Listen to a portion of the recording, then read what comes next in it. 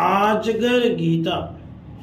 आजगर गीता में एक विरक्त अवधूत द्वारा राजा प्रहलाद को दिए गए उपदेशों का वर्णन है।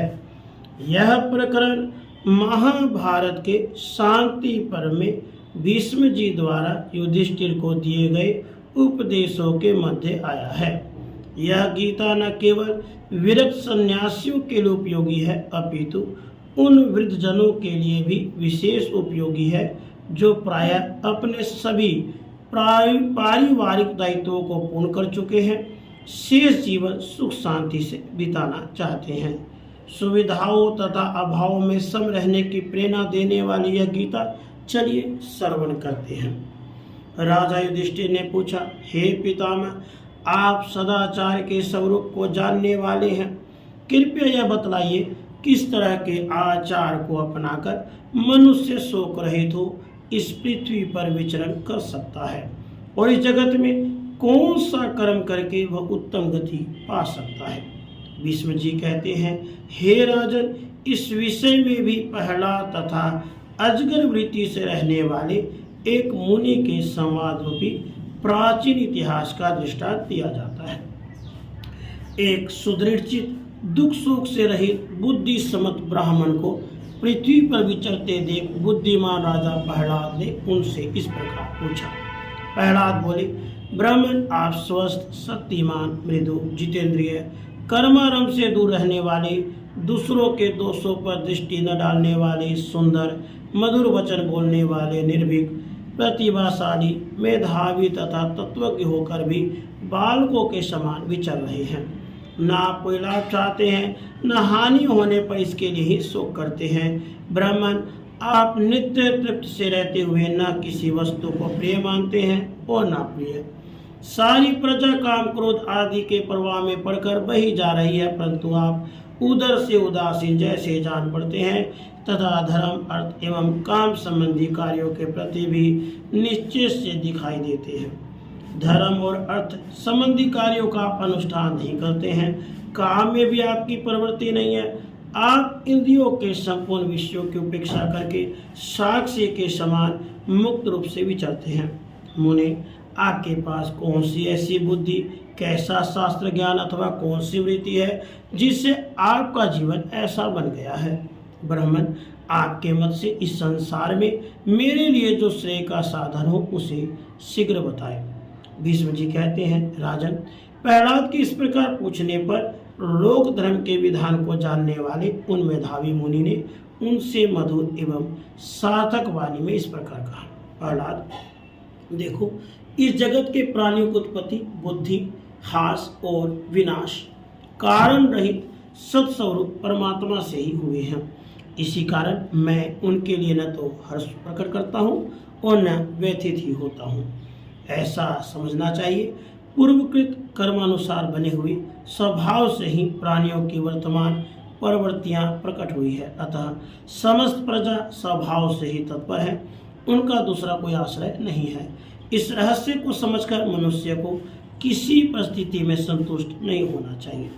प्रहलाद, देखो, जितने संयोग हैं उनका पर्यवसान वियोग में ही होता है और जितने संचय हैं उनकी समाप्ति विनाश में ही होती है। यह सब देखकर मैं कहीं भी अपने मन को नहीं लगाता हूँ। जो गुणयुक्त संपूर्ण भूतों को नाशवान देखता है, उत्पत्ति और प्रलय के तत्व को जानता है, उसके लिए यहाँ कौन सा कार्य अवशिष्ट रह जाता है। महासागर के जल से पैदा होने वाली विशाल शरीर वाले तीमी आदि मत्स्यों तथा छोटे छोटे कीड़ों का भी बारी बारी से विनाश होता देखता हूँ। असुरराज, पृथ्वी पर भी जितने सथावर जंगम प्राणी हैं उन सब की मृत्यु मुझे स्पष्ट दिखाई दे रही है। दानव श्रेष्ठ, आकाश से विचरने वाले बलवान पक्षियों के समक्ष भी यथा समय मृत्यु आ पहुँचती है। आकाश में जो छोटे बड़े ज्योतिमय नक्षत्र विचर रहे उन्हें भी यथा समय नीचे देखता हूँ। इस प्रकार सारे प्राणियों को मैं मृत्यु के पास में बध देखता हूँ। इसलिए तत्व को जानकर कृत्य हो, सबके प्रति समान भाव रखता हुआ सुख से सोता हूँ।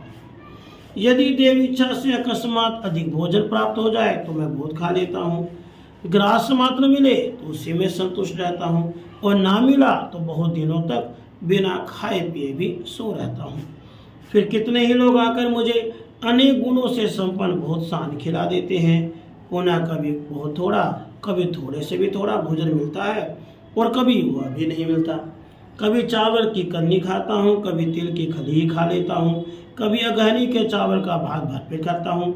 इस प्रकार मुझे बढ़िया घटिया सभी तरह के भोजन बारंबार प्राप्त होते रहते हैं। कभी पलंग पे सोता हूँ, कभी पृथ्वी पर ही पड़ा रहता हूँ, और कभी कभी मुझे महल के भीतर बिछी हुई बहुमूल्य सैया भी उपलब्ध हो जाती है। मैं कभी भी चिथड़े अथवा वलकर पहन कर आता हूँ, कभी सन के, कभी रेशम के, कभी मृग चर्म के वस्त्र धारण करता हूँ। कभी एक काल में बहुत से बहुमूल्य वस्त्रों को ही पहन लेता हूँ। यदि देववश मुझे कोई धर्मानुकूल भोग्य पदार्थ प्राप्त हो जाए तो मैं उनसे द्वेष नहीं करता हूँ, और प्राप्त होने पर किसी दुर्लभ भोग की भी कभी इच्छा नहीं करता। मैं सदा पवित्र भाव से रहकर इस अजगर वृत्ति का अनुसरण करता हूँ। यह अत्यंत सुदृढ़, मृत्यु से दूर रखने वाली, कल्याणमय, शोकहीन, शुद्ध, अनुपम और विद्वानों के मत के अनुकूल है। मूर्ख मनुष्य न तो इसे मानते हैं और न इसका सेवन ही करते हैं। मेरी बुद्धि अविचल है, मैं अपने धर्म से च्युत नहीं हुआ हूँ। मेरा सांसारिक व्यवहार परिमित हो गया है। मुझे उत्तम और अधम का ज्ञान है। मेरे हृदय से भय, राग, द्वेष, रोग, मोह सब दूर हो गए हैं। पवित्र भाव से रहकर इस अजगर व्रत का आचरण करता हूँ। यह अजगर संबंधी व्रत मेरे हृदय को सुख देने वाला है। इसमें भक्ष्य, भोज्य, पेय, फल आदि के मिलने का कोई नियत व्यवस्था नहीं है। अनियत रूप से जो कुछ मिल जाए उसी से निर्वाह करना होता है। इस व्रत में प्रारब्ध के परिणाम के अनुसार देश और काल का विभाग नियत है। विषय लोलुप नीच पुरुष इसका नियत नहीं करते। मैं पवित्र भाव से इसी व्रत का आचरण करता हूँ। जो यह मिले वह मिले इस प्रकार तृष्णा से दबे रहते हैं और धन न मिलने का निरंतर विषाद करते हैं। ऐसे लोगों की दशा चित्र देखकर तात्विक बुद्धि से संपन्न हुआ मैं पवित्र भाव से इस आजगर व्रत का आचरण करता हूँ। मैं बारंबार देखता हूँ कि श्रेष्ठ मनुष्य भी धन के लिए दीन भाव से नीच पुरुष का आश्रय देते हैं। यह देखकर मेरी रुचि प्रशांत हो गई है। अतः मैं अपने स्वरूप को प्राप्त और सर्वथा शांत हो गया हूँ। पवित्र भाव से इस आजगर व्रत का आचरण करता हूँ। सुख दुख, हानि लाभ, अनुकूल प्रतिकूल, जीवन और मरण ये सब देव के अधीन है। इस प्रकार यथार्थ रूप से जानकर मैं शुद्ध भाव से इस आजगर व्रत का आचरण करता हूँ। मेरे भय, राग, मोह, अभिमान नष्ट हो गए हैं। मैं धृति, मति, बुद्धि से संपन्न एवं पूर्णतया शांत हूँ। प्रारब्धवश स्वतः अपने समीप आई हुई वस्तु का ही उपभोग करने वालों को देखकर मैं पवित्र भाव से इस आजगर व्रत का आचरण करता हूँ। मेरे सोने बैठने का कोई नियत स्थान नहीं है। मैं स्वभावता दम, नियम, व्रत, सत्य और सोचाचार से संपन्न हूँ। मेरे कर्म फल संचय का नाश हो चुका है। मैं प्रसन्नता पूर्वक पवित्र भाव से इस आजगर व्रत का आचरण करता हूँ। जिनका परिणाम दुख है, उन इच्छा के विषयभूत समस्त पदार्थों से जो विरक्त हो चुका है, ऐसे आत्मनिष्ठ महापुरुष को देखकर मुझे ज्ञान प्राप्त हो गया है। अतः मैं तृष्णा से व्याकुल असंयत मन को वश में करने के लिए पवित्र भाव से इस आजगर व्रत का आचरण करता हूँ। मन, वाणी और बुद्धि की उपेक्षा करके इनको प्रिय लगने वाले विषय सुखों की दुर्लभता, अनित्यता, इन दोनों को देखने वाले की भांति मैं पवित्र भाव से इस आजगर व्रत का आचरण करता हूँ। अपनी कीर्ति का विस्तार करने वाले विद्वानों और बुद्धिमानों ने अपने और दूसरों के मत से गहन तर्क और वितर्क करके ऐसा करना चाहिए, ऐसे नहीं करना चाहिए इत्यादि कहकर इस व्रत को अनेक प्रकार से व्याख्या की है। मूर्ख लोग, इस आजगर व्यक्ति को सुनकर इसे पहाड़ की चोटी से गिरने की भांति भयंकर समझते हैं, परंतु उनकी वह मान्यता भिन्न है। मैं इस अजगर व्यक्ति को अज्ञान का नाशक और समस्त दोषों से रहित मानता हूँ। अतः दोष और तृष्णा का त्याग करके मनुष्यों में विचरता हूँ। भीष्म जी कहते हैं, राजन, जो महापुरुष राग, भय, लोभ, मोह और क्रोध को त्याग कर इस आजगर वध का पार करता है, वह इस लोक में सा आनंद विचरण करता है।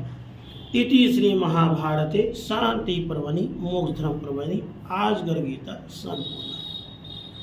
राधे कृष्ण, राधे कृष्ण।